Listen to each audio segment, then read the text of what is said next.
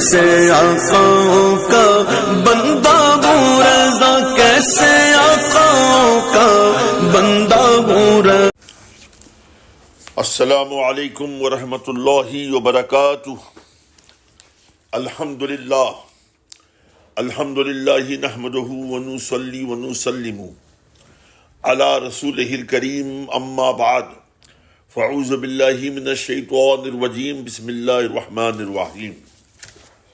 قد جاءکم من اللہ نور کتاب مبین، صدق اللہ العظیم وصدق رسولہ النبی الحبیب الامین المتین الکریم، ونحن علی ذلک لمن الشاہدین والشاکرین، والحمد للہ رب العالمین۔ سامعین کرام،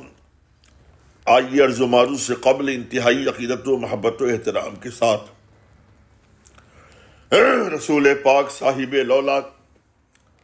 مدنی تاجدار رسول ہاشمی وقار، انیس بے کساں چارہ ساجے دد منداں، بے کسوں کے کس بے بسوں کے بس، روحی فدا جناب محمد رسول اللہ صلی اللہ تعالی علیہ وآلہ وسلم کی بارگاہ بے کس پناہ میں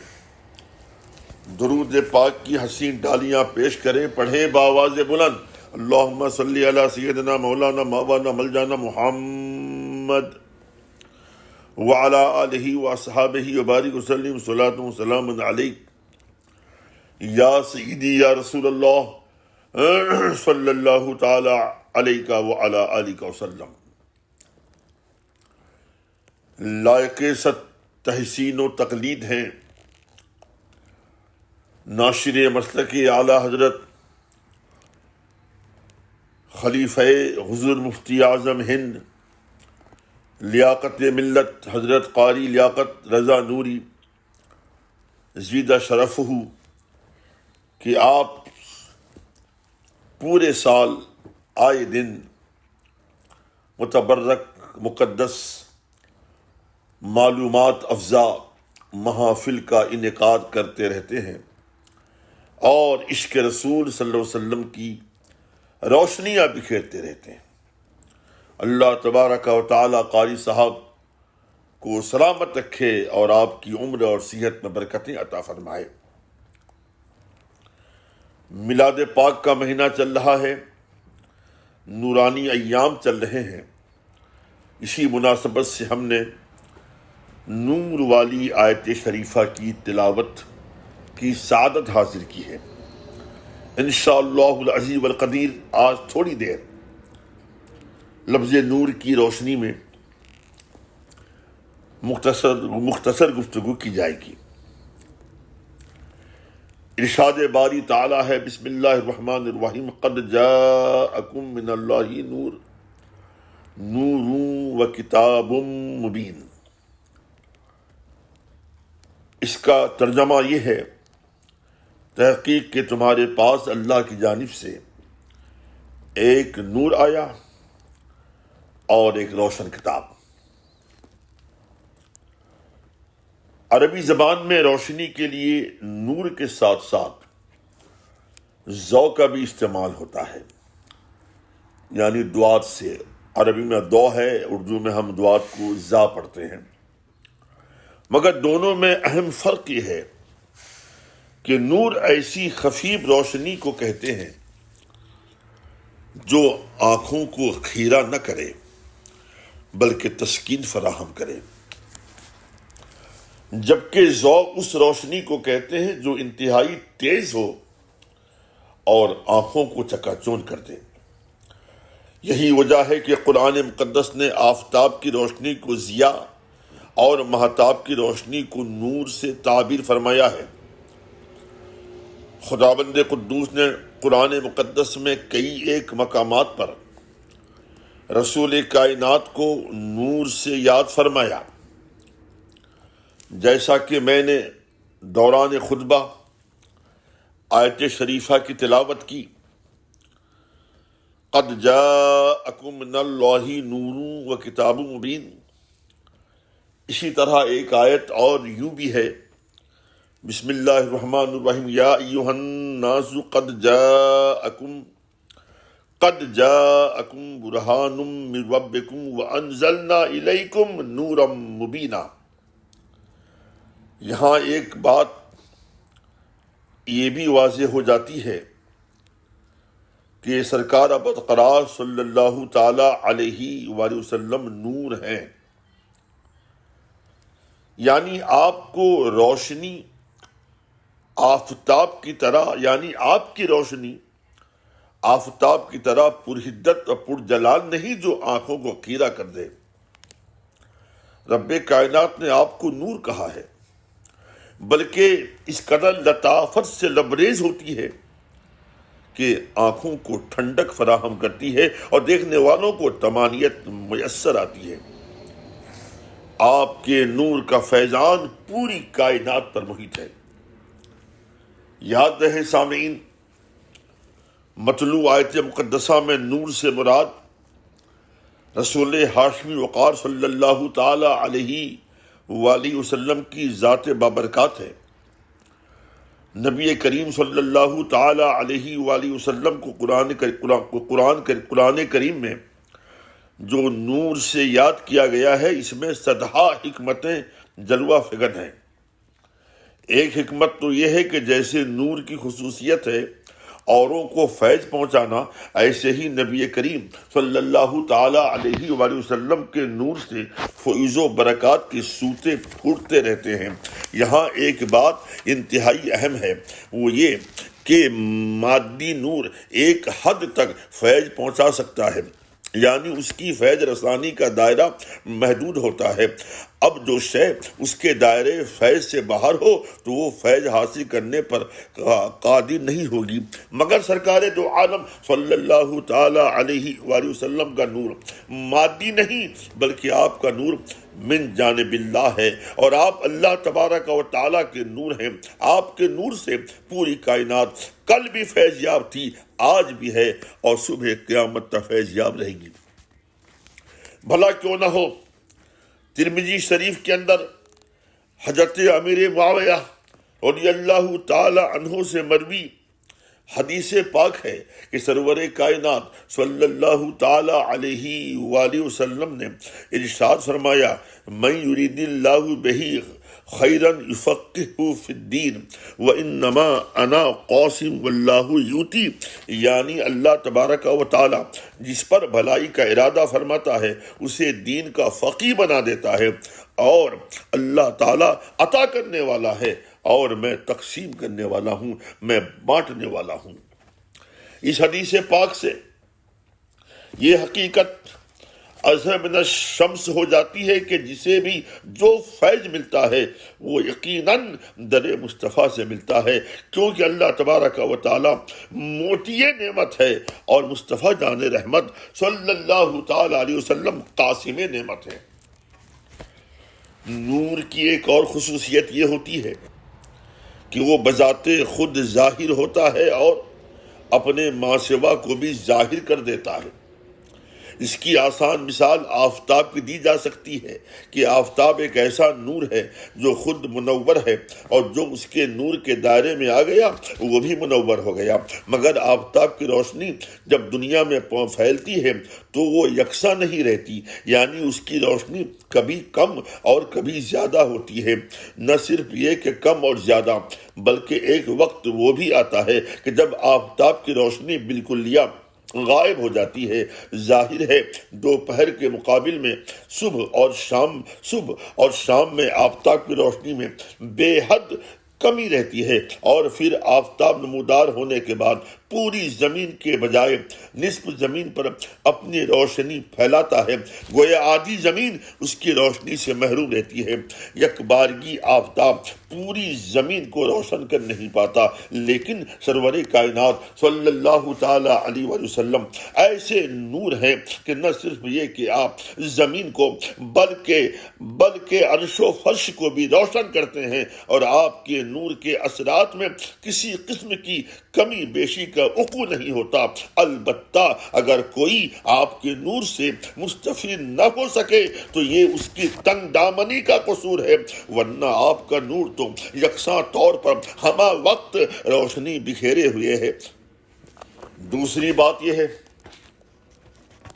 کہ آفتاب کی روشنی سے محض جسم کا ظاہری حصہ روشن ہوتا ہے، لیکن حضور پر نور صلی اللہ تعالی علیہ وآلہ وسلم کا وہ نور ہے جو محض جسم کو نہیں بلکہ دل و دماغ، خیال، حتیٰ کہ روح کو بھی روشن کر دیتا ہے۔ نور کی یہ بھی خصوصیت ہے کہ وہ روشن ہونے میں کسی کا محتاج نہیں ہوتا، کیونکہ وہ خود روشن ہے اور وہ اوروں کو روشن کرتا ہے۔ تو پھر یہ تسلیم کرنا پڑے گا کہ نبی کریم صلی اللہ تعالی علیہ وآلہ وسلم اللہ کے نور ہیں۔ آپ کو کسی مخلوق نے چمکایا نہیں بلکہ آپ سے پوری کائنات چمک گئی۔ رسول کائنات صلی اللہ تعالی علیہ وآلہ وسلم کا نور ایسا ظاہر ہے کہ نہ صرف یہ کہ آپ کو انسانوں نے پہچانا بلکہ جنوں، شجروں، حجروں، بحروں، بر، شمس و قمر، حتیٰ کہ ہر مخلوق نے آپ کو پہچانا۔ مشکوٰۃ شریف کی جلد ثانی کے اندر باب المعجزات کے ضمن میں ایک حدیث یوں موجود ہے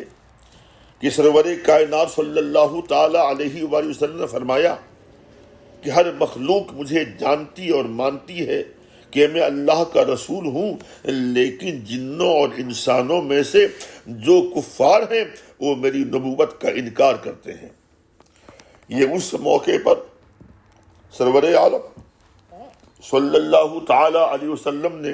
ارشاد فرمایا، جب ایک انصاری کا اونٹ قابو سے باہر ہو گیا تھا اور لوگوں کو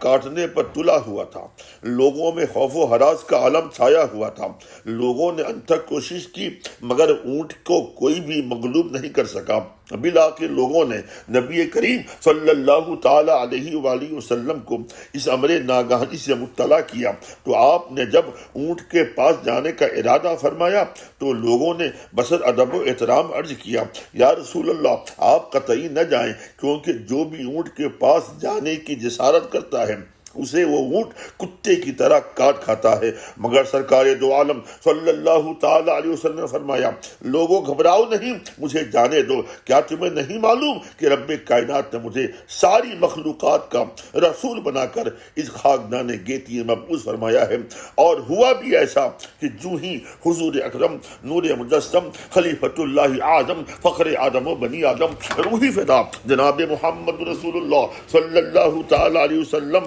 کے رخ زیبا پر بے قابو اونٹ کی نگاہ پڑی،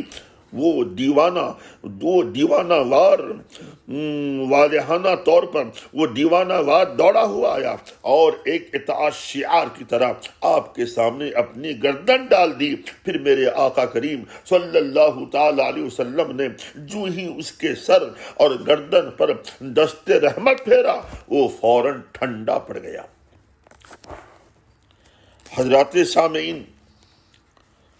اسی طرح مشکوٰۃ شریف کے اندر ایک کھجور کے خوشے سے متعلق حضرت ابن عباس رضی اللہ تعالی عنہما سے مروی ایمان کو جلا بخشنے والی حدیث اس طرح مرقوم ہے۔ حدیث کے الفاظ سماعت فرمائیں۔ عن ابن عباس قال جاء اعرابی الى رسول اللہ صلی اللہ تعالی علیہ وآلہ وسلم قال بما اعرف انك نبی قال ان دعوت هذا العزق من هذه النخلة شهد انی رسول اللہ یشهد انی رسول اللہ صلی اللہ تعالی علیہ وآلہ وسلم فدعاه رسول اللہ صلی اللہ تعالی علیہ وسلم فجعل ينزل من النخلة حتى سقط الى النبي صلی اللہ تعالی علیہ وسلم قال ارجع فعاد فاسلم الاعرابی۔ ترجمہ سماعت کریں۔ حضرت ابن عباس رضی اللہ تعالی عنہما نے فرمایا ایک اعرابی رسول اکرم صلی اللہ تعالی علیہ وآلہ وسلم کی بارگاہ میں حاضر ہو کر عرض کرنے لگا کہ میں کیسے تسلیم کر لوں کہ آپ نبی برحق ہیں۔ نبی کریم صلی اللہ تعالی علیہ وآلہ وسلم نے فرمایا کہ اگر میں حضور کے اس خوشے کو بلاؤں اور وہ میرے پاس آ کر اس بات کی گواہی دے کہ میں اللہ تبارک و تعالی کا رسول ہوں تو کیا تو مجھے اللہ کا رسول تسلیم کر لے گا؟ چنانچہ جو ہی سرکار دو عالم صلی اللہ تعالی علیہ وسلم نے اس خوشے کو بلایا تو کھجور کے درخت سے اترنے لگا، جعل ینزلو، یہاں تک کہ حضور پر نور صلی اللہ تعالی علیہ وسلم کے قریب زمین پر آ کر گرا۔ پھر آپ نے فرمایا واپس چلا جا، ارجی فعادا، تو وہ خوشہ واپس چلا گیا۔ یہ دیکھ کر وہ اعرابی فاسلم الاعرابی، تو وہ اعرابی حلقہ بگوش اسلام ہو گیا۔ حضرات سامعین، اگر آپ احادیث شریفہ کا مطالعہ فرمائیں گے، اس قسم کے واقعات آپ کو ایک نہیں بلکہ جا بجا ایسی حدیثیں مل جائیں گی جس سے یہ بات بالکل واضح ہو جاتی ہے کہ میرے آقا صلی اللہ تعالی علیہ وآلہ وسلم کو ہر مخلوق پہچانتی ہے۔ میرے آقا صلی اللہ علیہ وسلم کے زیر نگی پوری کائنات ہے۔ آئیے ایک حدیث پاک لگے ہاتھ اور سماعت کریں۔ عبارت پڑھوں گا تو ٹائم زیادہ ہو جائے گا، میں ترجمہ مفہوم پر اکتفا کرتا ہوں، آپ بھی سماعت فرمائیں۔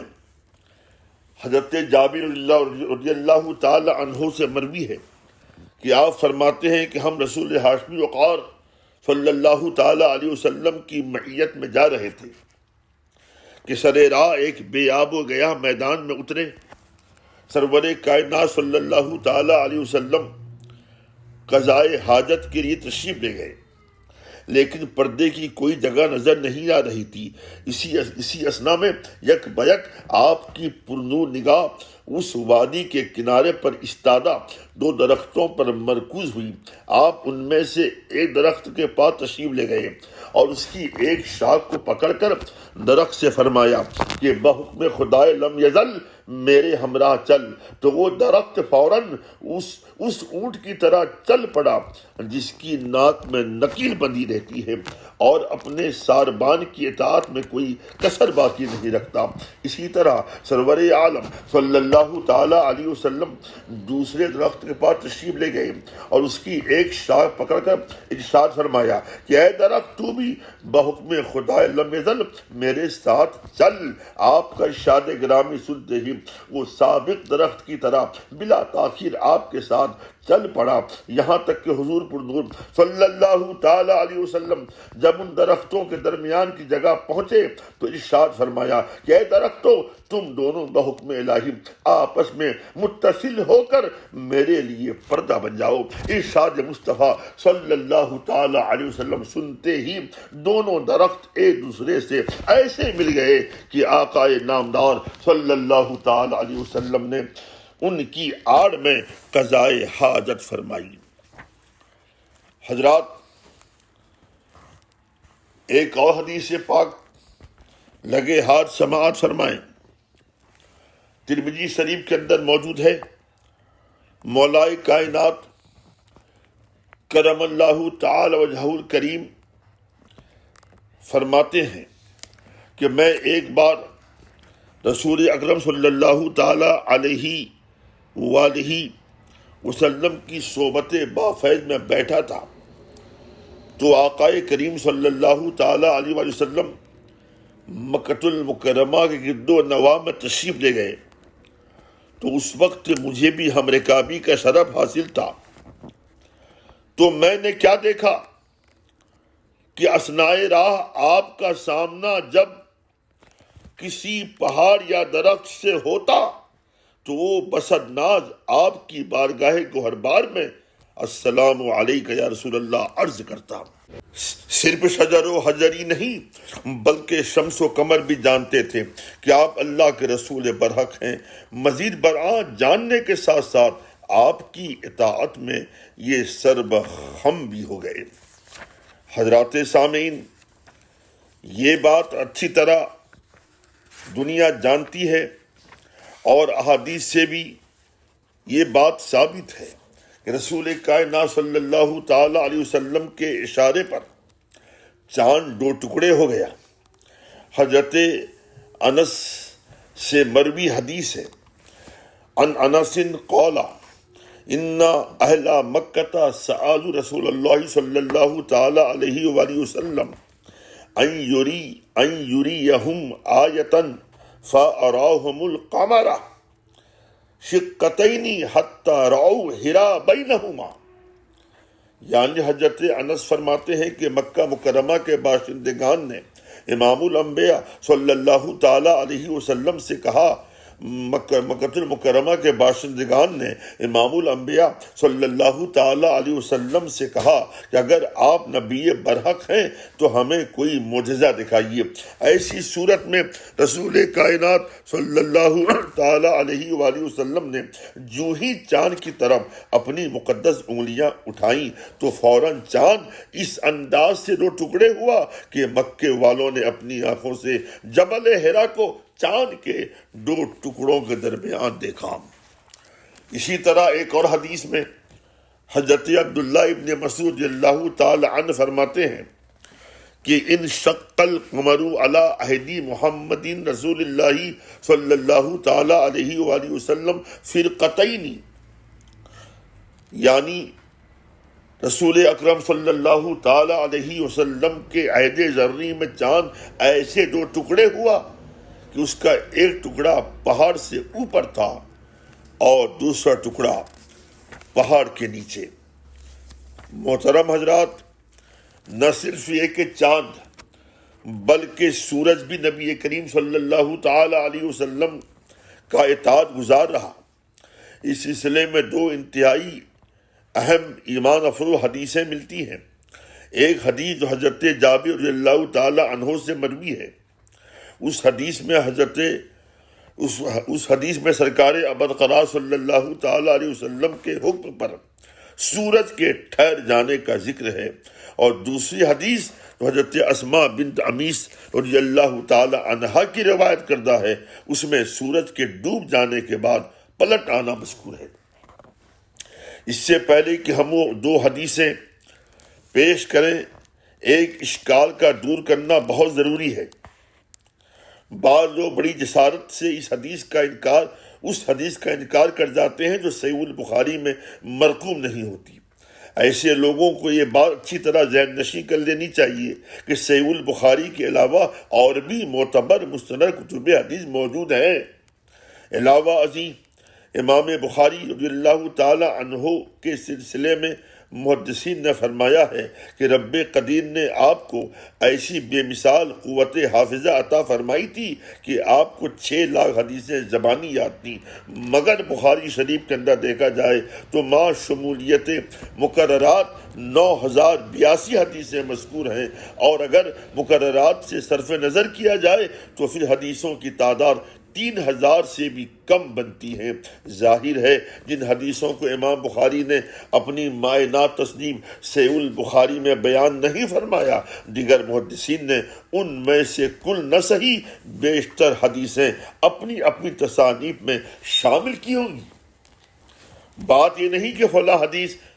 بخاری شریف میں ہو تو ہم مانیں، بلکہ کوئی بھی حدیث اگر موضوع نہیں، یعنی گڑی ہوئی نہیں، اور بخاری شریف کے علاوہ دیگر کتب حدیث یا دیگر معتبر و مستند کتابوں میں موجود ہو تو اس سے قطعی طور پر صرف نظر نہیں کیا جا سکتا۔ یہی تقاضۂ ایمان ہے، ورنہ حدیثوں کا انکار لازم آئے گا جو بلا شبہ داعی غضب الہی اور موجب ہلاکت ہے۔ جہاں تک حکم نبی پر سورج کے ٹھہرنے اور پلٹ آنے والی حدیثوں کا تعلق ہے، یہ حدیثیں 15 مسلم محدثین کی مستند و معتبر کتابوں میں جلوہ-ریز ہیں، جن میں حضرت امام ابو جعفر طحاوی، امام طبرانی، امام حاکم، قاضی عیاض علامہ خطیب بغدادی، علامہ قسطلانی اور حضرت شاہ عبدالحق محدث دہلوی رضی اللہ تعالی عنہم جیسی قابل استناد شخصیات بھی ہیں۔ اب آئیے وہ حدیث جو سورج کے ٹھہر جانے سے متعلق ہے سماعت فرمائیے۔ ان جابر ان رسول اللہ صلی اللہ تعالی علیہ وآلہ وسلم امر الشمس فتاخرت ساعتا من النہار، یعنی حضرت جابر فرماتے ہیں کہ حضور پر نور صلی اللہ تعالی علیہ وآلہ وسلم نے سورج کو حکم دیا کہ کچھ دیر کے لیے چلنے سے رک جا، تو وہ فوراً رک گیا۔ زرقانی کی 5ویں جلد اور شفا شریف کی پہلی جلد میں اس واقعے کے پیش آنے کا منظر نامہ یوں مذکور ہے کہ جب کفار مکہ کو نبی کریم صلی اللہ تعالی علیہ وآلہ وسلم کے عظیم الشان معراج کا علم ہوا، انہوں نے یہ کہتے ہوئے آپ کی تکذیب کی کہ جب محمد صلی اللہ تعالی علیہ وسلم نے کبھی بیت المقدس کا سفر کیا ہی نہیں تو پھر کیسے مان لیا جائے کہ وہ رات کے مختصر حصے میں نہ صرف یہ کہ بیت المقدس دیکھ آئے بلکہ آسمانوں کے اوپر سے بھی گزر آئے۔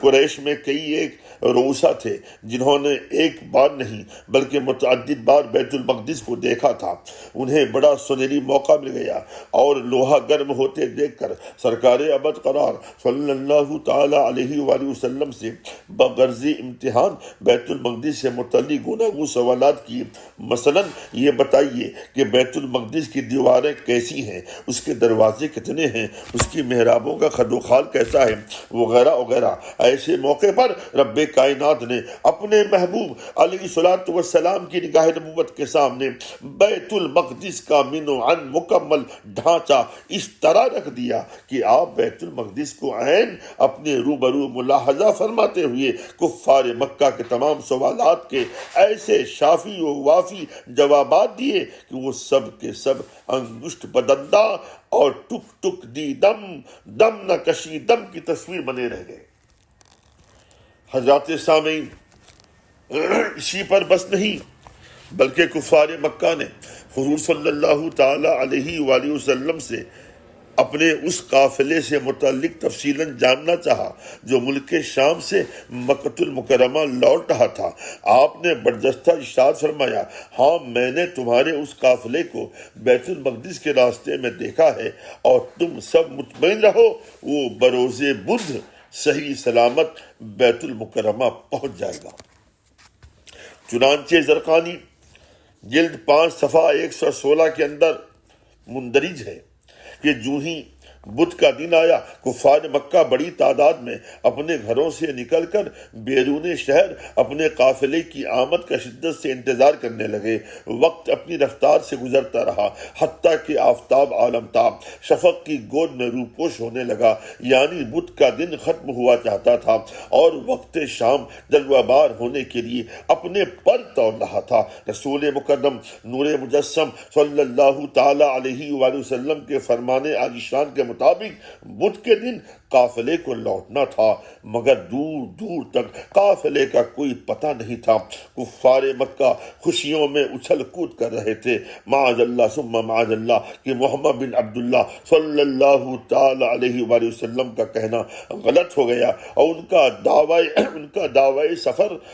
دعوی سفر بیت المقدس بے دلیل ہو کر رہ گیا۔ کفار مکہ بالکل لیا اس امر سے نابلد تھے کہ جو بات اللہ کے محبوب دانائے غیوب صلی اللہ تعالی علیہ وسلم کی زبان اقدس سے نکل جاتی ہے وہ پتھر کی لکیر بن جاتی ہے۔ ثانیاً یہ کہ بھلا خدا کو یہ کیسے گوارا ہو کہ اس کے محبوب کی زبان فیض زبان سے صادر ہوا کوئی قول غلط ہو جائے اور کفار مکہ اس کی تکذیب میں کامیاب ہو جائیں۔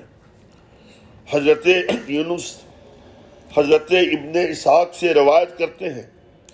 فرماتے ہیں کہ جب حضور پر نور صلی اللہ تعالی علیہ وآلہ وسلم کو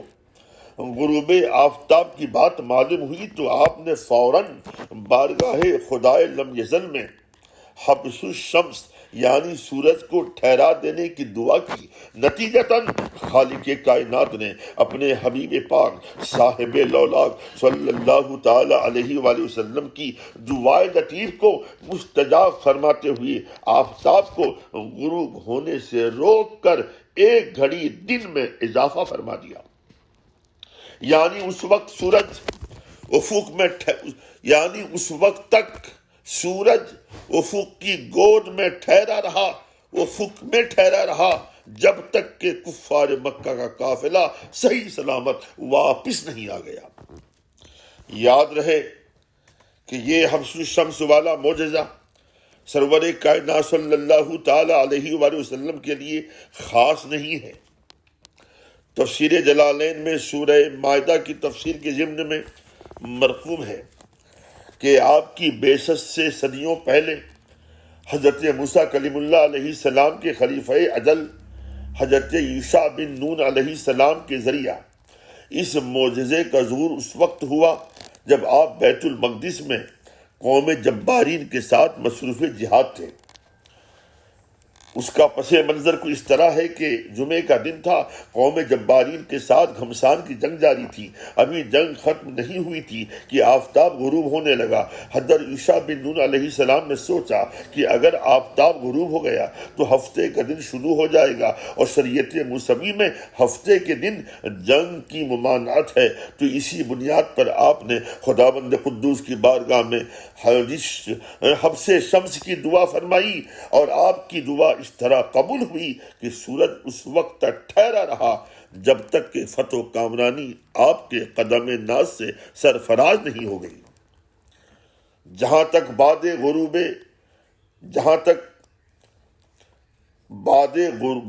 غروب آفتاب کے پلٹنے کا تعلق ہے،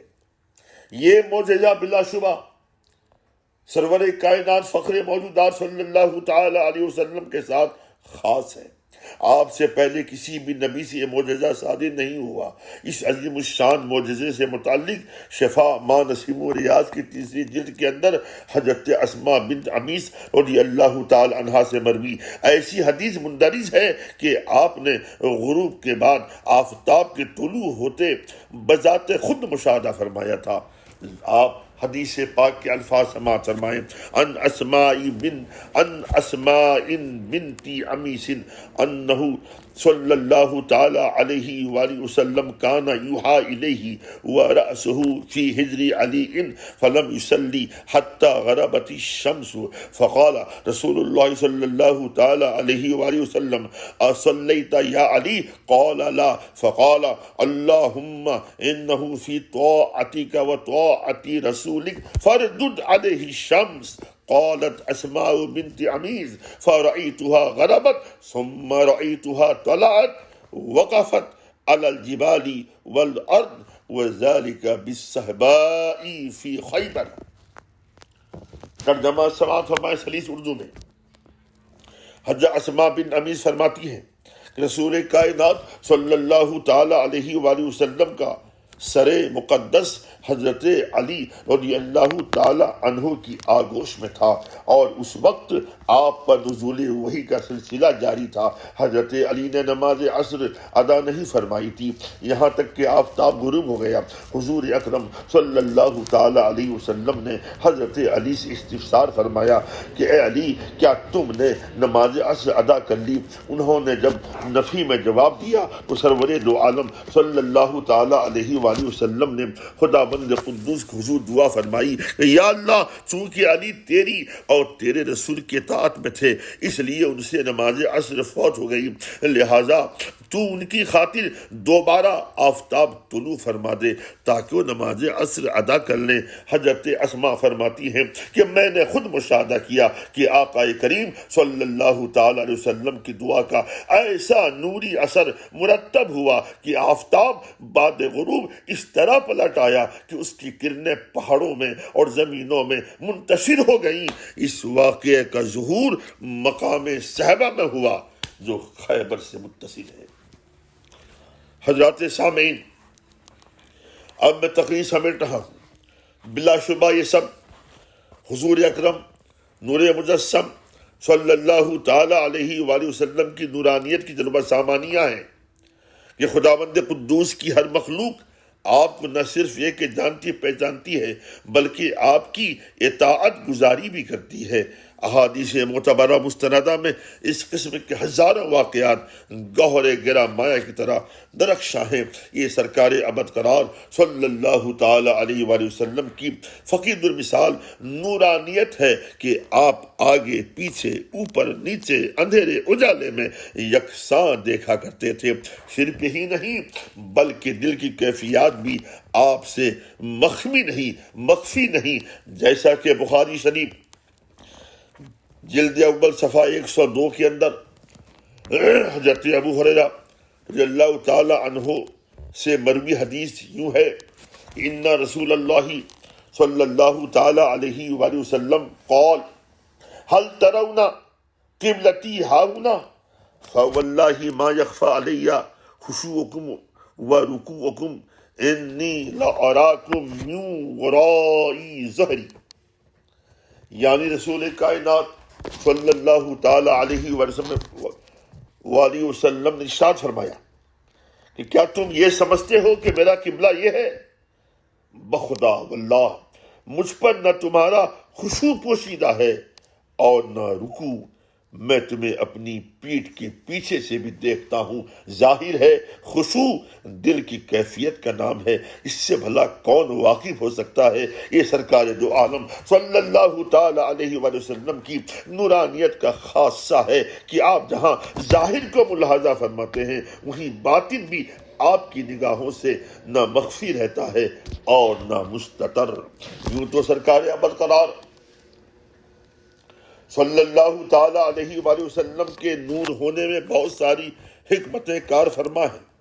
لیکن ان میں سے ایک اور انتہائی ایمان افروز حکمت یہ ہے کہ خداوند قدوس نے اپنے حبیب لبیب صلی اللہ تعالی علیہ وآلہ وسلم کو نور کہہ کر آپ کی بیک وقت 3 اہم صفتیں بیان فرما دی۔ یعنی آپ نور ہیں، منور ہیں اور منور بھی ہیں، کیونکہ اگر لفظ نور کو قواعد نحویہ کے تناظر میں دیکھا جائے تو یہ بات مسلم ہے کہ نور مصدر ہے، اور مصدر جہاں اپنے معنی پر مستعمل ہوتا ہے وہیں اس میں فاعل اور اس میں مفعول کے معنی پر بھی معلوم ہوا کہ سرور کائنات صلی اللہ تعالی وسلم صرف روشنی ہی نہیں بلکہ آپ سراپا روشن بھی ہیں اور پوری کائنات کو روشن کرنے والے بھی ہیں۔ نورانیت سے لبریز آپ کے حسن کا یہ عالم تھا کہ مشکاہ شریف صفحہ 507 کے اندر حدیث جلوہ بار ہے۔ حضرت جابر بن سمورہ فرماتے ہیں رأیت النبی صلی اللہ تعالی علیہ وآلہ وسلم فی لیلۃ ادحیان فجعلت انظر الى رسول اللہ صلی اللہ تعالی علیہ وآلہ وسلم وإلى القمر وعلیہ حلۃ حمراء فإذا هو أحسن عندي من القمر۔ یعنی حضرت جابر سمورہ فرماتے ہیں کہ میں نے سرور کائنات صلی اللہ تعالی علیہ وآلہ وسلم کو چاندنی رات میں دیکھا تو کبھی میں سرکار کی سمت دیکھتا اور کبھی چاند کی سمت۔ حضور پر نور صلی اللہ تعالی علیہ وسلم اس وقت سرخ لباس زیب تن کیے ہوئے تھے، تو بالآخر میں نے فیصلہ کیا کہ بلا شبہ میرے آقا چاند سے بھی بڑھ کر حسین ہیں۔ وما علی الا البلاغ المبین۔ السلام علیکم ورحمۃ اللہ وبرکاتہ۔ فی امان اللہ۔